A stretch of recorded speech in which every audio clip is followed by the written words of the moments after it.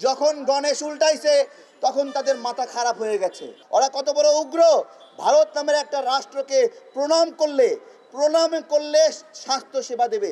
ভারতের একটা গুটি ছিল এই শেখ হাসিনা, এবং ভারতের গুটি ছিল এই বাংলাদেশি কিছু হিন্দু, তাদেরকে দিয়ে বাংলাদেশকে শাসন এবং শোষণ করা। এই গুটি দিয়েই তারা 8% জনগণ হয়েও 30% চাকরি বাজিয়ে নিয়েছে। এই সমস্ত পরিকল্পনা যখন ভেস্তে গেছে, যখন গণেশ উল্টাইছে তখন তাদের মাথা খারাপ হয়ে গেছে। এই যে ইউনূস সরকার ক্ষমতা চালাচ্ছে, এতটুকু সহনশীল হয়ে ক্ষমতা চালাচ্ছে যে মুসলিমদেরকে পিটায়ে মারা হচ্ছে, তাদেরকে গ্রেপ্তার পর্যন্ত করছে না। দেখেন, গণহত্যায় অভিযুক্ত মুন্নি সাহাকে আটক করলো জনগণ। ইউনূস সরকার এতটুকু সহনশীল যে তাকে আবার ছেড়ে দিল। কতটুকু সহনশীলতার পরিচয় দিয়েছে। আমিও বাংলাদেশের নাগরিকদেরকে বলবো, আমরা ওই ইন্ডিয়ানদের মতো উগ্র আচরণ করব কিনা। গতকালকে আমাকে অনেকে বলেছে, ভাই ভারতীয় দূতাবাসের সামনে বিক্ষোভ মিছিল দেন। আমি বলছি, আমাদেরকে ভারতীয়দের মতোই উগ্র বানাবেন না, এখনো সময় হয়নি। তবে আমরা ছাড় দেওয়ার মানুষও না। আমাদের প্রশ্ন হলো, ঢাকার বাইরে রাজশাহীতে ভারতের দূতাবাস কেন?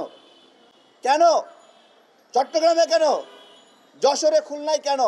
এতগুলো ভারতের দূতাবাসের কাজ কি? এগুলো কি করে? আমরা তো দেখি এগুলো বাংলাদেশের বিরুদ্ধে ষড়যন্ত্র করার জন্য ব্যবহার করছে। তারা শুধুমাত্র ঢাকায় আমাদেরকে নিয়ন্ত্রণ করছে না, এলাকায় এলাকায় বিভিন্ন পদ পদবি, নির্বাচন, বিভিন্ন বিষয়ে নমিনেশনের ক্ষেত্রে এই ভারতীয় দূতাবাসগুলো হস্তক্ষেপ করছে।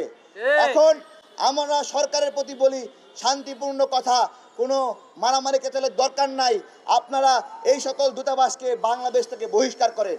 ঢাকা ছাড়া কোথাও ভারতের কোনো দূতাবাস প্রয়োজন নাই।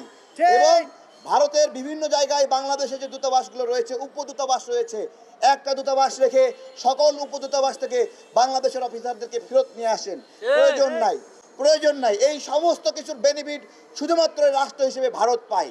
এবং ভারতকে ধন্যবাদ দেব আমাদেরকে সুযোগ দেওয়ার জন্য, আমাদের চিকিৎসা ব্যবস্থা সুন্দর করার জন্য। এখন আমরা ডাক্তারদের কাছে যাব, এবং সবাই খেয়াল রাখবেন, কোনো ডাক্তার যেন সকাল 9টার দিকে যদি তাদের শিডিউল হয়, এরপরে কর্মস্থলে না আসে।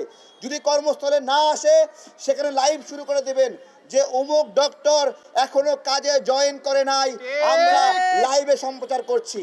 আমরা আমাদের চিকিৎসা, আমাদের স্বাস্থ্য একটা সুন্দরভাবে সাজানোর সুযোগ পেয়েছি ভারতের চিকিৎসা বন্ধ করার জন্য। ওরা কত বড় উগ্র! ভারত নামের একটা রাষ্ট্রকে প্রণাম করলে স্বাস্থ্য সেবা দেবে, এইরকম উগ্র কথা বলে। আমরা কি বিনা পয়সায় সেখানে চিকিৎসা নিতে যাই? বলছি, আজকে এখানে বলছে না চিকিৎসা দেবে না, আপনারা 10 দিন যাওয়া বন্ধ করেন, ওরাই হাতে পায়ে ধরবে যে এগুলো নিষেধাজ্ঞা তুলে নেন। আজকে ভারতের পণ্য কেনা বন্ধ করেন, ওরাই নিষেধাজ্ঞা তুলে নেবে। আমরা আমাদের কাজকে আরো সম্প্রসারিত করতে চাই।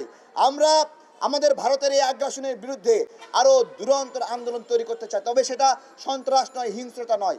আমরা আমাদের ক্রয় সক্ষমতা দিয়ে ভারতকে জবাব দিব।